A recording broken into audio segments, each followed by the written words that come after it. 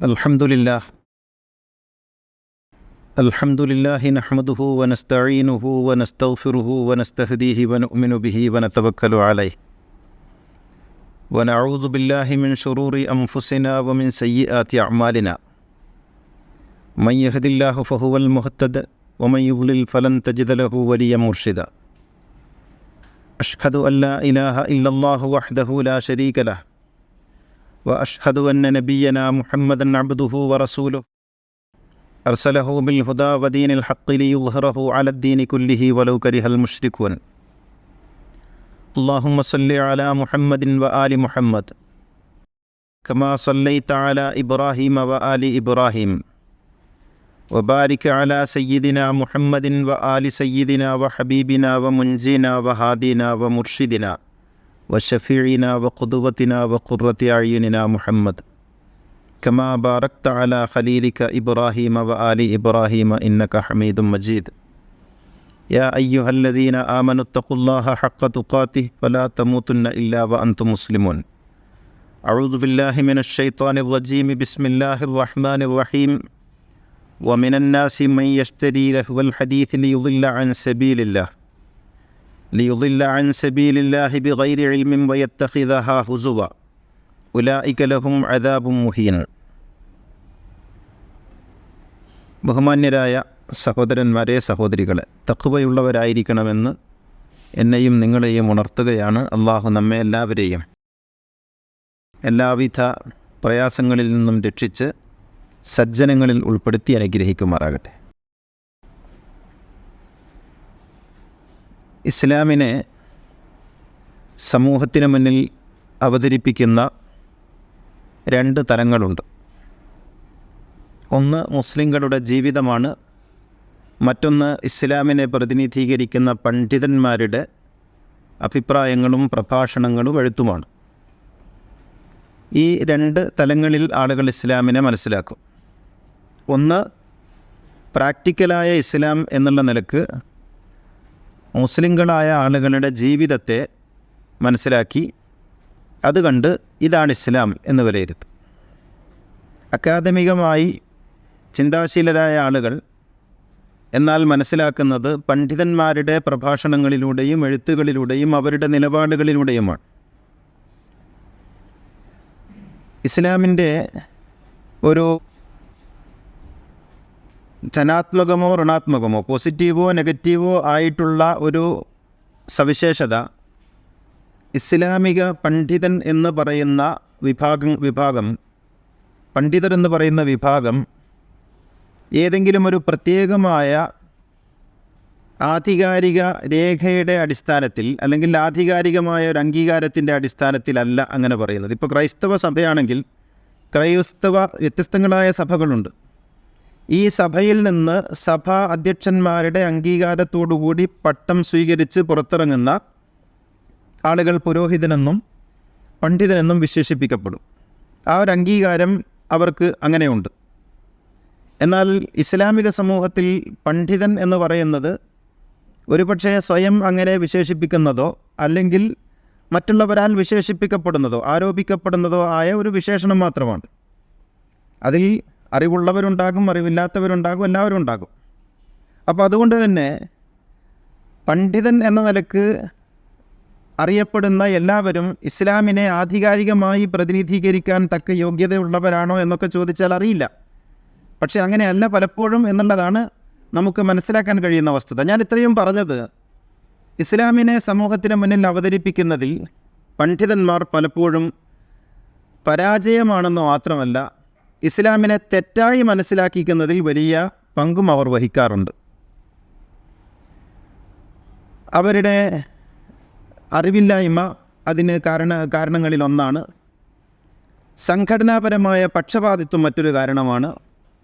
ഗവേഷണ പഠന മനനമില്ലായ്മ മറ്റൊരു കാരണമാണ്. അന്ധമായ അനുധാവനം വേറൊരു കാരണമാണ്. ഇങ്ങനെ പല കാരണങ്ങൾ അതിനുണ്ട്. ഇങ്ങനെ സമൂഹത്തിന് മുന്നിൽ ഇസ്ലാമിനെ തെറ്റായി അവതരിപ്പിക്കുന്നതിൽ മിടുക്കരായ ചില പണ്ഡിതന്മാർ പലപ്പോഴുമായി പറയാറുള്ള ഒരു സംഗതിയാണ് സംഗീതത്തെക്കുറിച്ചുള്ള വർത്തമാനം. ഞാൻ ഇന്ന് പറയാൻ ആഗ്രഹിക്കുന്നത് അതാണ്. സംഗീതവും ഇസ്ലാമും തമ്മിൽ യാതൊരു ബന്ധവുമില്ല. സംഗീതത്തിന് പിശാചിൻ്റെ പാരമ്പര്യമാണുള്ളത്, അത് ദൈവികമല്ല. അത് ഒരു കാരണവശാലും മുസ്ലിങ്ങൾക്ക് പാടില്ല, അത് ഹറാമാണ്, നിഷിദ്ധമാണ് എന്നാണ് ഇക്കൂട്ടർ പറയാറുള്ളത്. എന്നാൽ മുസ്ലിം സമൂഹം ജീവിക്കുന്ന ജീവിത പശ്ചാത്തലത്തിലോ അങ്ങനെയൊന്നുമല്ല. അവർക്ക് വളരെ സമ്പന്നമായ സംഗീത പാരമ്പര്യമുണ്ട്. ഇപ്പോൾ കേരളത്തിലാണെങ്കിൽ നമുക്ക് മാപ്പിളപ്പാട്ടുണ്ട്, മാലപ്പാട്ടുകളുണ്ട്, റാത്തീബുകളുണ്ട്, ദഫ്മുട്ടുണ്ട്, അറബനമുട്ടുണ്ട്. ഇങ്ങനെ പല വിധത്തിലുള്ള പാരമ്പര്യവും സംസ്കാരവും നമുക്കുണ്ട്. ഒപ്പനയുണ്ട്. ഇങ്ങനെ പല പല മേഖലകളിൽ നമ്മുടെ സംഗീത പാരമ്പര്യവും സംഗീത അഭിരുചിയും സാധാരണക്കാരുടേത് ഇങ്ങനെ വളരെ പരന്നു നിൽക്കുകയാണ്. എന്നാൽ പണ്ഡിതന്മാരായ ചില ആളുകൾ പറയുന്നത് നേരെ തിരിച്ചാണ്. അത് ഹറാമാണ്, തൊടാൻ പാടില്ല, പോകാൻ പാടില്ല, കേൾക്കാൻ പാടില്ല, ആകപ്പാടെ പ്രശ്നമാണ്. ഇനി ഇന്ത്യയിലേക്ക് വന്നാലോ, ഇന്ത്യയിൽ ഹിന്ദുസ്ഥാനി സംഗീതം എന്ന് പറയുന്ന ഒരു സംഗീതത്തിലൊരു വലിയ മേഖലയുടെ അധിപന്മാരായിട്ടുള്ളത് മുസ്ലിങ്ങളാണ്. സൂഫി സംഗീതമാണ് അതിൻ്റെ അടിത്തറ. ഖവാലിയും ഗസലും കേൾക്കാൻ ഇഷ്ടപ്പെടാത്ത ഒരാളുണ്ടാവില്ല. അവിടെ മക്ബറകളിൽ ഉൾപ്പെടെ ഖവാലിയും ഗസലും ഒക്കെ നമുക്ക് ധാരാളമായി കേട്ടുകൊണ്ടേയിരിക്കാം. പള്ളികളിൽ ഉൾപ്പെടെ നമുക്ക് കേൾക്കാം. എല്ലാ പരിപാടികളും സംഗീത സാന്ദ്രമാണ്. ആഫ്രിക്കയിൽ പോയാൽ അവിടെയുള്ള സംഗീത പാരമ്പര്യത്തിനും ഇസ്ലാമിൻ്റെതായ മുദ്രയും കയ്യൊപ്പുമുണ്ട്. ഇങ്ങനെ മനുഷ്യരുടെ ജീവിതം സംഗീത സാന്ദ്രമാവുകയും എന്നാൽ ഇസ്ലാമിനെ നിർവചിക്കുന്ന അക്കാദമികമായ തലങ്ങൾ എന്ന് പറയപ്പെടുന്ന പണ്ഡിതന്മാർ അതിന് നേർ വിപരീത ദിശയിൽ നിൽക്കുകയും ചെയ്യുന്ന ഒരു അവസ്ഥയുണ്ട്. എവിടെയാണ് ഇസ്ലാം നിൽക്കുന്നത് എന്നാണ് ഞാൻ ഇന്ന് പരിശോധിക്കാൻ ആഗ്രഹിക്കുന്നത്. എവിടെയാണ് ഇസ്ലാം നിൽക്കുന്നത്? ഈ പണ്ഡിതന്മാർ പറയുന്നിടത്താണോ, അതല്ല മനുഷ്യരുടെ ജീവിതത്തോടൊപ്പമാണോ? എവിടെയാണ് ഇസ്ലാം നിൽക്കുന്നത് എന്നുള്ളതാണ്. ഇസ്ലാം എന്നതുകൊണ്ട് ഞാൻ ഉദ്ദേശിക്കുന്നത് പ്രവാചകൻ്റെ ഇസ്ലാമാണ്, മുഹമ്മദ് നബിയുടെ ഇസ്ലാം, വിശുദ്ധ ഖുർആൻ മുന്നോട്ട് വെച്ച ഇസ്ലാം. അല്ലാതെ മുആവിയൻ പാരമ്പര്യത്തിലുള്ള ഈ വരണ്ട വഹാബി ഇസ്ലാമിനെ കുറിച്ചല്ല ഞാൻ പറയുന്നത്, മുഹമ്മദ് നബിയുടെ ഇസ്ലാമിനെ കുറിച്ചാണ് ഞാൻ പറയുന്നത്. അങ്ങനെ വരുമ്പോൾ സംഗീതത്തെക്കുറിച്ചുള്ള ഇസ്ലാമിൻ്റെ കാഴ്ചപ്പാട് ഈ പണ്ഡിതന്മാർ പറയുന്നതിൽ നിന്ന് നേരെ വ്യത്യസ്തമാണ്. നേരെ വ്യത്യസ്തമാണെന്ന് പറഞ്ഞാൽ അതിൻ്റെ എതിർഭാഗത്താണ് പണ്ഡിതന്മാർ നിൽക്കുന്നത്. ഒരു പ്രവാചകനുണ്ട്, ആ പ്രവാചകൻ്റെ പേര് ദാവൂദ് എന്നാണ്. ദാവൂദ് നബിയുടെ ജീവിതത്തെക്കുറിച്ച് പ്രവാചകൻ നിർണയിച്ച് പറയുന്നിടത്ത് പ്രവാചകൻ പറയുന്നുണ്ട്, ദാവൂദിൻ്റെ കയ്യിൽ ഒരു സംഗീതോപകരണം ഉണ്ടായിരുന്നു എന്ന്.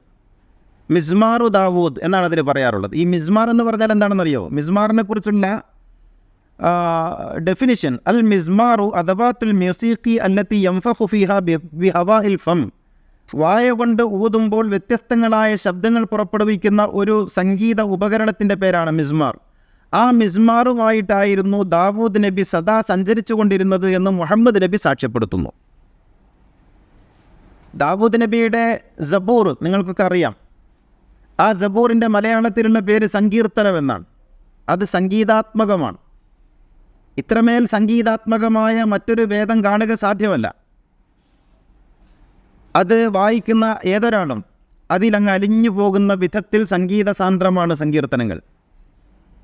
അത് ഓടക്കുഴൽ, ഒരുപക്ഷെ ഓടക്കുഴലായിരിക്കാം മിസ്മാർ, ഒരുപക്ഷെ ഓടക്കുഴൽ അല്ലെങ്കിൽ അതിന് തത്തുല്യമായ എന്തെങ്കിലും ഒരു ഷഹനായി പോലുള്ള ഏതോ ഒരു സംഗീത ഉപകരണം. ആ ഉപകരണം മീട്ടിയാണ് ദാവൂദ് നബി തൻ്റെ കിതാബ് വായിച്ചിരുന്നത്, തൻ്റെ വേദം വായിച്ചിരുന്നത് എന്ന് പ്രവാചകൻ സാക്ഷ്യപ്പെടുത്തുന്നു. ഇതൊരു സംഗീതോപകരണമാണ്. ഈ മൊല്ലമാർ പറയുന്നത് നിങ്ങൾക്ക് വായ്പാട്ട് പാടാം, ഉപകരണം പാടില്ല. എന്താണ് ഈ ഉപകരണം എന്ന് പറയുന്നത്? ഉപകരണം എന്ന് പറയുന്നത് മിസ്മാറുൻ അസ്ലുഹു സൗത്തു സഫീരിൻ, അത് ഒരു കുരുവിയുടെ ശബ്ദമാണ്. ഈ മിസ്മാർ എന്ന് പറയുന്നത് ഒരു കുരുവിയുടെ, ഈ പ്രപഞ്ചത്തിൽ നിറഞ്ഞു നിൽക്കുന്ന വ്യത്യസ്തങ്ങളായ ശബ്ദങ്ങളെ സംഗീതാത്മകമായി പുനരാവിഷ്കരിക്കുന്നതാണ് ഈ സംഗീത ഉപകരണം എന്ന് പറയുന്നത്. രണ്ട് കമ്പികൾ തമ്മിൽ തൊടുമ്പോൾ ഉണ്ടാകുന്ന ശബ്ദം, ആ ശബ്ദവീചികൾ വ്യത്യസ്തങ്ങളായ പ്രാസങ്ങളിൽ, വ്യത്യസ്തങ്ങളായ അതിൻ്റെ സ്ഥായിയിൽ പുറത്തേക്ക് വരുമ്പോഴാണ് വീണ ഉണ്ടാകുന്നത്, അപ്പോഴാണ് ഗിറ്റാർ ഉണ്ടാകുന്നത്, അപ്പോഴാണ് സിത്താർ ഉണ്ടാകുന്നത്. അതിലൂടെയാണ് ഈ മത്തളവും ചെണ്ടയും നമ്മുടെ തബലയും എല്ലാം അതാണ്. അങ്ങനെയാണ് ഉള്ളുപൊള്ളയായ പ്രത്യേകമായി തയ്യാർ ചെയ്യപ്പെട്ടിട്ടുള്ള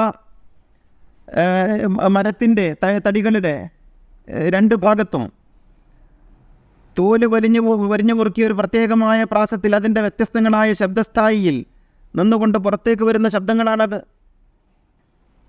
ഇതൊന്നും കൃത്രിമമായി ആരോ പിശാച് പാടിത്തരുന്നതല്ല, ഈ പ്രകൃതിയുടെ ശബ്ദതാളങ്ങളാണ്. അതിനെന്തിന് ഇസ്ലാം എതിര് നിൽക്കണം? ഏതോ ഒരു മുസ്ലിയാർ പറയുന്നത് കേട്ടു, അപ്പോൾ ഈ സംഗീതം കേട്ടിട്ട് നന്നായിട്ടുണ്ടോ ആരെങ്കിലും? അങ്ങനെ ചോദിക്കുകയാണെങ്കിൽ പലതും ചോദിക്കേണ്ടി വരും, പലതും പൂട്ടേണ്ടി വരും, പലതും അവസാനിപ്പിക്കേണ്ടി വരും. നന്നായിട്ടുണ്ടോ ഏതെങ്കിലും ഒരു കാര്യത്തിലെന്ന് ചോദിച്ചാൽ എത്രമേൽ ആഭാസകരമായ അസംബന്ധ ചോദ്യമാണത്. സംഗീതം മനുഷ്യൻ്റെ ഉള്ളിൽ മനുഷ്യൻ്റെ എന്നല്ല, ഈ പ്രകൃതിയുടെയും പ്രപഞ്ചത്തിൻ്റെയും ഉള്ളിൽ ലയിച്ചു ചേർന്നിരിക്കുന്ന താളത്തിൻ്റെ പേരാണ്. ഖുർആൻ എന്താണ്? തജ്വീദ് എന്ന് പറഞ്ഞാൽ എന്താണ്? തജ്വീദ് എന്ന് പറഞ്ഞാൽ വമത് തജ്വീദു ഫിൽ ഖുർആനി ഇല്ലാ തഹ്സീനു സൗത്ത്, സംഗീതമല്ലാതെ മറ്റൊന്നുമല്ല. തജ്വീദ് എന്ന് പറഞ്ഞാൽ സംഗീതമാണ്, സംഗീതാത്മകമായ ഓതലാണ്. മല്ലം യതഗന്ന ബിൽ ഖുർആൻ, പ്രവാചകൻ പറയുന്നുണ്ട്, ഖുർആൻ സംഗീത സാന്ദ്രമായി പാരായണം ചെയ്യാത്തവർ അത് ഓതാതിരിക്കണം എന്ന് പ്രവാചകൻ പറയുന്നുണ്ട്. അത്രമേൽ സംഗീതാത്മകമാണ് ഖുർആൻ. ഫബി അയ്യി ആലാഇ റബ്ബിക്കുമാ തുകദ്ദിബാൻ, അതിൻ്റെ പ്രാസം, അതിൻ്റെ വരികൾ, അതിൻ്റെ ശൈലി എല്ലാം എത്രമേൽ മനോഹരമാണ്.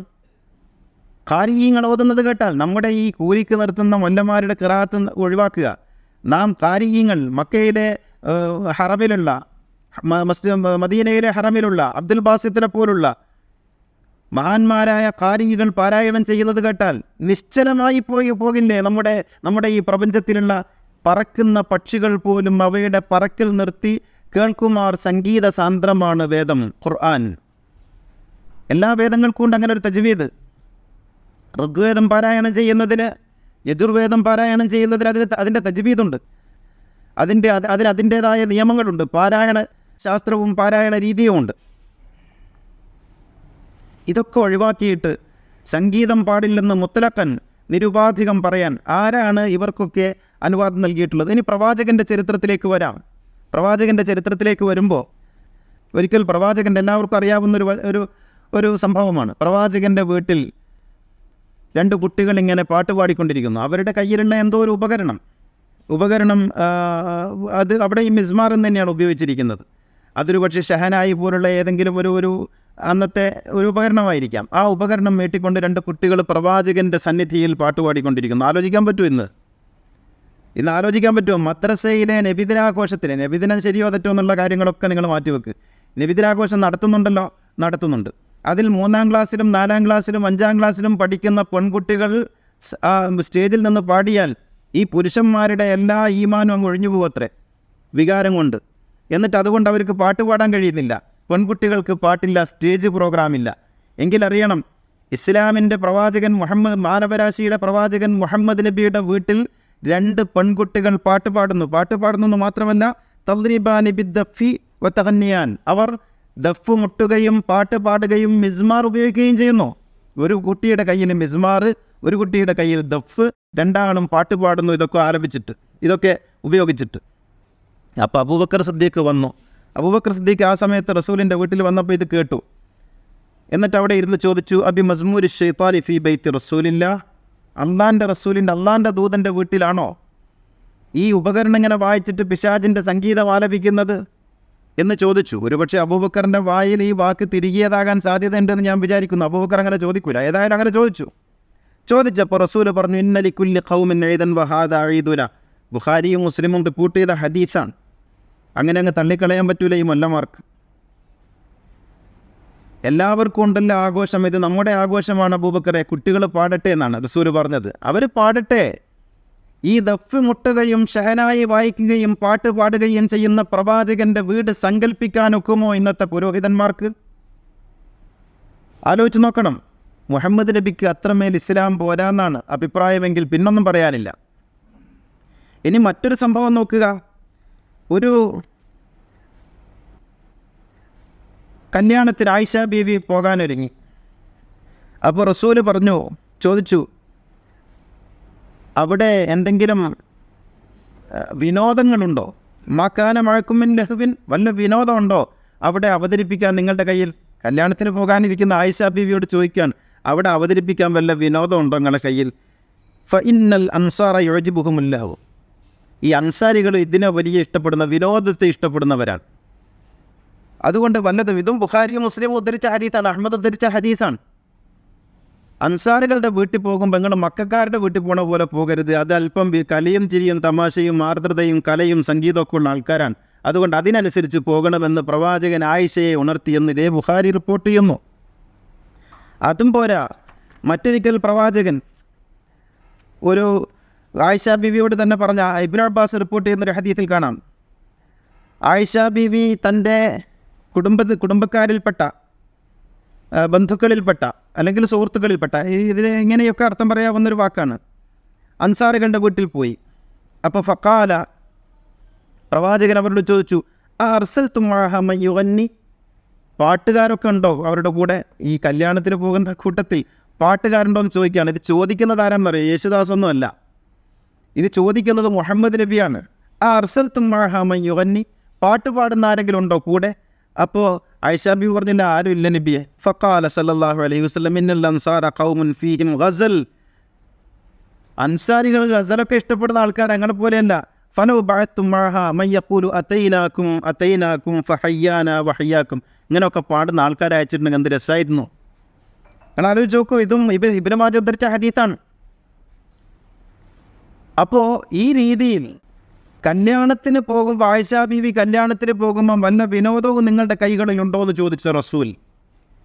കല്യാണത്തിന് പോകാനൊരുങ്ങുമ്പോൾ റസൂൽ സല്ലല്ലാഹു അലൈഹി വസല്ലം ആ പെണ്ണിൻ്റെ കൂടെ പോകുമ്പോൾ, ആൾക്കാർ പോകുമ്പോൾ പാട്ട് പാടുന്ന ആൾക്കാർ പോകണമെന്ന് പറഞ്ഞ റസൂൽ. അപ്പോൾ പറയും, ഇതൊക്കെ വായ്പാട്ടാണ്, ഇതൊക്കെ വായ്പാട്ടാണ്. വായ്പാട്ട് മാത്രമല്ല, നേരത്തെ ഞാൻ പറഞ്ഞു മിസ്മാറിൻ്റെയും ദഫിൻ്റെയും.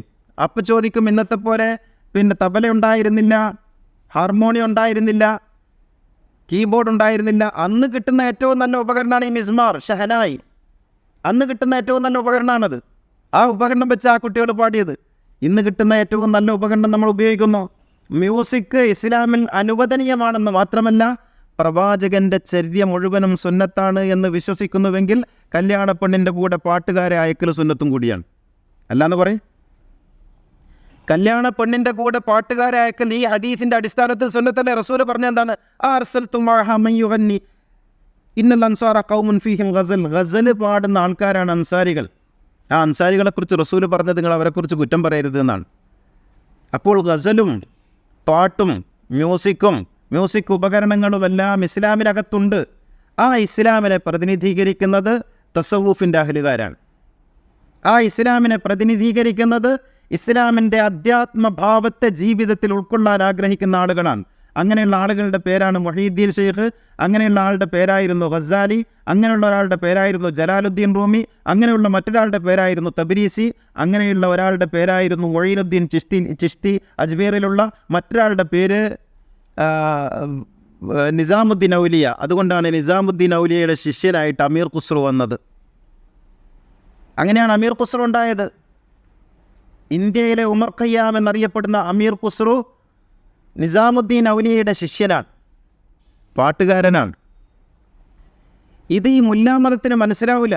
കാരണം സകല ആർദ്രതകളെയും എടുത്തു കളയുക എന്നുള്ളതാണ് ഈ മതത്തിൻ്റെ ലക്ഷ്യം. കാരണം അങ്ങനെ ആർദ്ര വികാരങ്ങളെ എടുത്ത് മനുഷ്യൻ്റെ ഉള്ളിലുള്ള സർഗാത്മകതയെ മാറ്റി, എന്നിട്ട് അവിടെ ഒരു വരണ്ട മരുഭൂമി സൃഷ്ടിച്ചതിന് ശേഷം മാത്രമേ വിദ്വേഷത്തിൻ്റെ മതവിത്ത് പാകാനൊക്കൂ എന്നറിഞ്ഞതുകൊണ്ട് ആദ്യം ഇവർ ഇല്ലാതാക്കുക ഇസ്ലാമിൻ്റെ ആർദ്ര വികാരങ്ങളെയാണ്, മനുഷ്യൻ്റെ ആർദ്ര വികാരങ്ങളെയാണ്.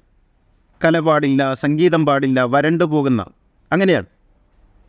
എത്രത്തോളം എന്ന് പറഞ്ഞാൽ ചെടികൾ നടാൻ പോലും പാടില്ലെന്ന് പഠിപ്പിക്കുന്ന മതബോധനങ്ങളുണ്ട്, അറിയോ?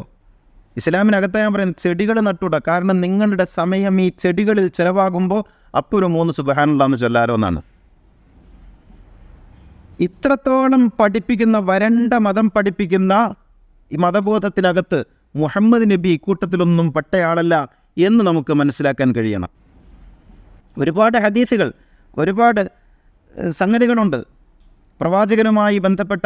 ഹാറൂൺ റഷീദിൻ്റെ സദസ്സിൽ, ഹാറൂൺ റഷീദൊക്കെ ഈ ചരിത്രം പഠിപ്പിക്കുന്ന ആളുകൾ വലിയ കാര്യമായിട്ട് പറയുന്ന ആളല്ലേ. ഞാൻ ഹാറൂൺ റഷീദിനെ ആ അർത്ഥത്തിൽ ഒരു മാതൃകയായിട്ടും അംഗീകരിക്കുന്ന ആളല്ല കേട്ടോ. എങ്കിൽ പോലും ഞാൻ പറയുന്നു, ഹാറൂൺ റഷീദിൻ്റെ സദസ്സിൽ 1000 ദിർഹം മാസാമാസം സംഗീതത്തിന് വേണ്ടി നൽകുന്ന ഒരു പതിവുണ്ടായിരുന്നു. 1000 ദിർഹം സംഗീതത്തിന് വേണ്ടി.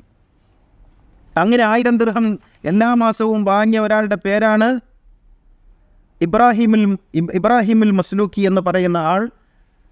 മാസാമാസം സംഗീതം പ്രചരിപ്പിക്കുന്നതിനും സംഗീതത്തിൽ ഗവേഷണം നടത്തുന്നതിനും വേണ്ടി ഹാറൂൺ റഷീദിൽ നിന്ന് സ്വീകരിച്ചിരുന്നു. ഏത് ചക്രവർത്തിയുടെ സദസ്സിലാണ് സംഗീതമില്ലാതിരുന്നിട്ടുള്ളത്? ആ സദസ്സിൽ പണ്ഡിതന്മാരും ഉണ്ടായിരുന്നല്ലോ. അതൊക്കെ കഴിഞ്ഞ് ഈ അടുത്ത കാലത്ത് വഹാബിസത്തിൻ്റെ വ്യാപനമുണ്ടായതിന് ശേഷമാണ് ഇത്തരത്തിൽ സംഗീതത്തെയും മറ്റുമൊക്കെ ഹറാമാക്കി. നമ്മുടെ നാട്ടിൽ തന്നെ മാപ്പിളപ്പാട്ടിൻ്റെയും ഒപ്പനപ്പാട്ടിൻ്റെയും ഒക്കെ എത്ര സമ്പന്നമായ പാരമ്പര്യമാണ് നമുക്കുള്ളത്. അറവന നമ്മുടെ സ്വന്തമല്ലേ. കേരള മുസ്ലിങ്ങൾ, മലയാളി മുസ്ലിങ്ങൾ ഉണ്ടാക്കിയിട്ടുള്ള എത്ര സംഗീത പാരമ്പര്യമുണ്ട്. ഈ പാരമ്പര്യത്തെയൊക്കെ അവഗണിച്ചുകൊണ്ട് അതൊക്കെയും തെറ്റാണ്, ഹറാമാണ് എന്ന് പറയുന്ന ഈ വരണ്ട മതബോധം മുഹമ്മദ് നബിയുടെ മതത്തിൻ്റെതല്ല, ഖുർആനികമായിട്ടുള്ളതല്ല. ഇനി ഇതിനൊക്കെ കാരണമായിട്ട് ഇവർ ഓതാറുള്ളൊരു ആയത്തുണ്ട്. ആ ആയത്താണ് ഞാൻ തുടക്കത്തിലെ ഓതി വെച്ചത്.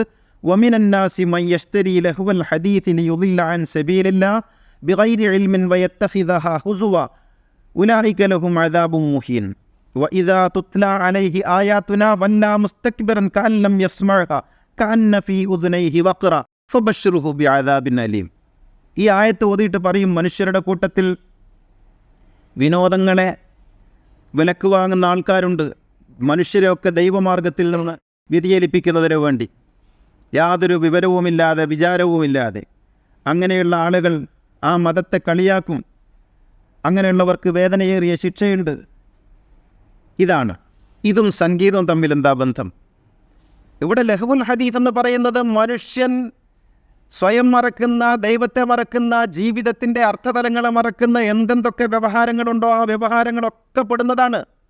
അതിൽ നിങ്ങൾ കച്ചവടം ചെയ്യുന്നു, ആ കച്ചവടത്തിൽ നിങ്ങൾ ധാർമ്മിക മൂല്യം ഉപേക്ഷിക്കുന്നു എങ്കിൽ അത് ലഹ്വുൽ ഹദീസാണ്.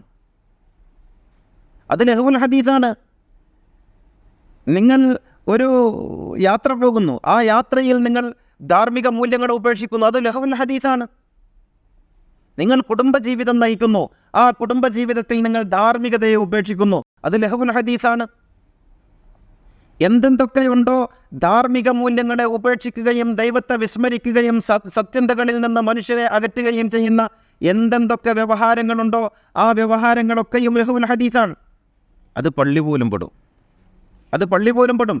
നിങ്ങൾ പള്ളി കമ്മിറ്റി പ്രസിഡൻ്റാണ്. ആ പ്രസിഡൻ്റായിരിക്കെ നിങ്ങൾ ആ പള്ളി കമ്മിറ്റി പ്രസിഡന്റ് എന്ന വിലാസം വെച്ചുകൊണ്ട് നിങ്ങൾ അധർമ്മം പ്രവർത്തിക്കുന്നുവെങ്കിൽ നിങ്ങൾ ചെയ്യുന്നത് ലഹ്വുൽ ഹദീസാണ്. പള്ളിയുമായി ബന്ധപ്പെട്ട വ്യവഹാരങ്ങൾ, സംഘടനാ പ്രവർത്തനങ്ങൾ ലഹ്വുൽ ഹദീസാണ് ഈ അർത്ഥത്തിൽ, അല്ലേ?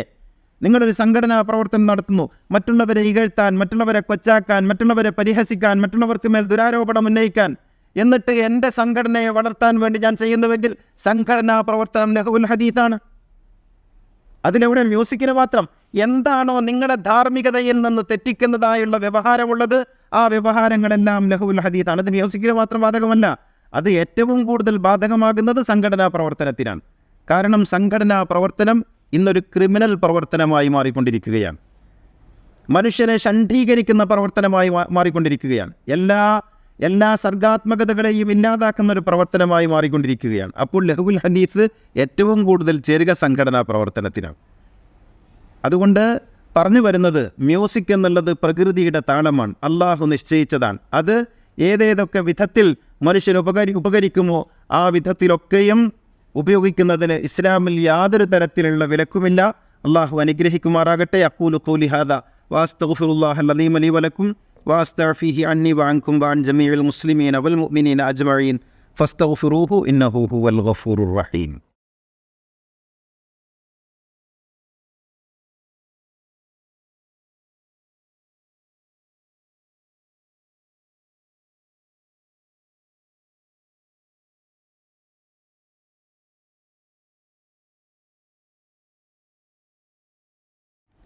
അൽഹംദുലില്ലാഹ് അൽഹംദുലില്ലാഹില്ലദീ ഹദാനാ ലിഹാദാ വമാ കുന്നാ ലിനഹ്തദിയ ലൗലാ അൻ ഹദാനല്ലാഹ്. അസ്സലാത്തു വസ്സലാമു അലാ സയ്യിദിനാ മുഹമ്മദിൻ സയ്യിദിൽ കൗനൈനി മഹ്ബൂബി റബ്ബിൽ മശ്രിഖൈനി വൽ മഗ്രിബൈൻ ഖാതമിൽ അംബിയാഇ സയ്യിദിൽ മുർസലീൻ മുറാദിൽ മുഷ്താഖീൻ മഹ്ബൂബിൽ ആശിഖീൻ ജദ്ദിൽ ഹസനി വൽ ഹുസൈൻ സാഹിബിൽ ഹറമൈനി വബ്നിൽ ദബീഹൈൻ സയ്യിദിനാ മുഹമ്മദ് ബിൻ അബ്ദുല്ലാഹി ബിൻ അബ്ദുൽ മുത്തലിബ് സല്ലല്ലാഹു അലൈഹി വആലിഹി വസഹ്ബിഹി. അയ്യുഹന്നാസ് ഉസീക്കും ഇബാദല്ലാഹി വഇയ്യായ അവ്വലൻ ബിത്തഖ്വല്ലാഹ്. സഹോദരങ്ങളെ, തഖ്വയുള്ളവരായിരിക്കണമെന്ന് ഒന്നുകൂടി ഉണർത്തുകയാണ്. സംഗീതത്തെക്കുറിച്ച് പഴയകാല പണ്ഡിതന്മാരെഴുതി വെച്ച ഒരു ഇബാറത്ത് നിങ്ങളെ വായിച്ച് കേൾപ്പിക്കാൻ ഞാൻ ആഗ്രഹിക്കുന്നു. അതിങ്ങനെയാണ്: ലം യരിദ് അയ്യു ഹദീസിൻ സഹീഹിൻ ഫീ തഹ്രീമിൽ ഗന്നാഇ അലൽ ഇത്ലാഖ് വബിദാലിക ഫഇന്നൽ ഗനാ മാ ഹുവ ഇല്ലാ കലാമുൻ ഫഹുസ്നുഹു ഹുസ്ൻ വഖബീഹുഹു ഖബീഹ് വഅന്നൽ അസ്ല ഹില്ലുൽ ഗനാ ബിദലീലി അന്ന റസൂല സല്ലല്ലാഹു അലൈഹി വസല്ലം ലം യൻഹ സൗജതഹു ആയിഷ അൻ സമാഇഹി. ഇതിൻ്റെ അർത്ഥം എന്താണെന്ന് വെച്ചാൽ, ഒരു സഹീഹായ ഹദീസിൻ്റെ അടിസ്ഥാനത്തിലും സംഗീതം ഹറാമാണെന്ന് പറയുക സാധ്യമേ അല്ല. നിരുപാധികം സംഗീതം ഹറാമാണെന്ന് പറയുക സാധ്യമേ അല്ല. അതിനാൽ സംഗീതം അടിസ്ഥാനപരമായി അനുവദനീയമാണ്, ഹലാലാണ്. സംഗീതം വാക്കുപോലെയാണ്. അത് നല്ലതാണെങ്കിൽ നല്ലത്, ചീത്തയാണെങ്കിൽ ചീത്ത. അതുകൊണ്ട് എല്ലാ വാക്കും ഹറാമാണെന്ന് പറയാൻ പറ്റില്ലല്ലോ. ഇതിൻ്റെ അടിസ്ഥാനം പ്രവാചകൻ തൻ്റെ ഭാര്യ ആയിഷയെ സംഗീതം കേൾക്കുന്നതിൽ നിന്ന് തടഞ്ഞിട്ടില്ല എന്നുള്ളതാണ്. അതിനാൽ സംഗീതം അടിസ്ഥാനപരമായി ഹലാലാണ്, അനുവദനീയമാണ് എന്ന് പഴയകാല പണ്ഡിതന്മാരെഴുതി വച്ചിട്ടുണ്ട്. ഈ പുതിയ കാല വഹാബി ഇസ്ലാമിന് മാത്രമാണ് ഇത് പാടില്ലാത്തത്. അതിനാൽ അത് അല്ല ഇസ്ലാം. മുഹമ്മദ് നബിയുടെ ഇസ്ലാമുണ്ട്, മുആവിയക്ക് മുമ്പുള്ളൊരു ഇസ്ലാം. ആ ഇസ്ലാമിൽ ഇതെല്ലാം ഉണ്ടായിരുന്നു. പിന്നീടാണ് ഇത് പാടില്ലാതെ വന്നത്. തീർച്ചയായും എല്ലാ കലകളും എല്ലാ സർഗാത്മകതകളും അള്ളാഹുവിൻ്റെ വരദാനമാണ്. അതിനെ ധനാത്മകമായി പോസിറ്റീവായി ആരൊക്കെ ഉപയോഗിക്കുന്നുണ്ടോ അവർക്കൊക്കെ പിന്തുണ നൽകുന്ന ഒരു സംസ്കാരമാണ് ഇസ്ലാമിൻ്റെത്. ആ അർത്ഥത്തിൽ നാം നമ്മുടെ മക്കളെയും വളർത്താൻ ശ്രദ്ധിക്കണം. അള്ളാഹു അനുഗ്രഹിക്കട്ടെ. അല്ലാഹുമ്മ ഗ്ഫിർ ലിൽ മുഅ്മിനീന വൽ മുഅ്മിനാത്ത് വൽ മുസ്ലിമീന വൽ മുസ്ലിമാത്ത് അൽ അഹ്യാഇ മിൻഹും വൽ അംവാത്ത് ഇന്നക മുജീബുദ് ദഅവാതി വഖാദിൽ ഹാജാത്ത് തയ്യിബ് സറാഹും വജഅലിൽ ജന്നത മഅവാഹും റബ്ബനാ ആതിനാ ഫിദ്ദുനിയാ ഹസനതൻ വഫിൽ ആഖിറതി ഹസനതൻ വഖിനാ അദാബന്നാർ റബ്ബനാ ഗ്ഫിർ ലനാ വലി ഇഖ്വാനിന അല്ലദീന സബഖൂനാ ബിൽ ഈമാൻ ولا تجعل في قلوبنا غلا للذين آمنوا ربنا إنك رؤوف رحيم وآخر الدعاء الحمد لله.